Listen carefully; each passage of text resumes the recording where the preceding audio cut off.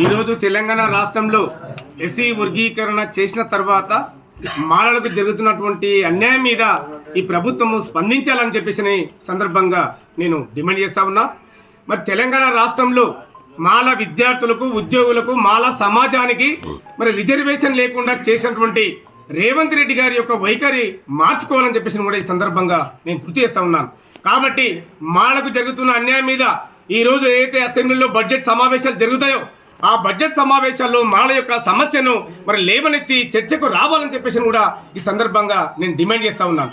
ఎందుకంటే మరి మాలలకు మొన్న ఏదైతే నోటిఫికేషన్లు గతంలో ఇచ్చారో, ఈ సంవత్సరం లోపు ఇచ్చారో, ఆ నోటిఫికేషన్లో మరి మాలా విద్యార్థులకు సీటు రాక చదువుకోవడానికి అనేక ఇబ్బందులు గురవుతున్న సందర్భము, మరి అదేవిధంగా ఉద్యోగులకు మరి ప్రమోషన్ లేక మరి అనేక ఇబ్బందులు గురవుతున్న సందర్భం. కాబట్టి ముఖ్యమంత్రి గారు మాకు 20 లోపు 2 రోజుల పాయింట్లు మరి అదేవిధంగా 3-15 కేటాయించాలని చెప్పేసి కూడా మేము డిమాండ్ చేస్తూ ఉన్నాం.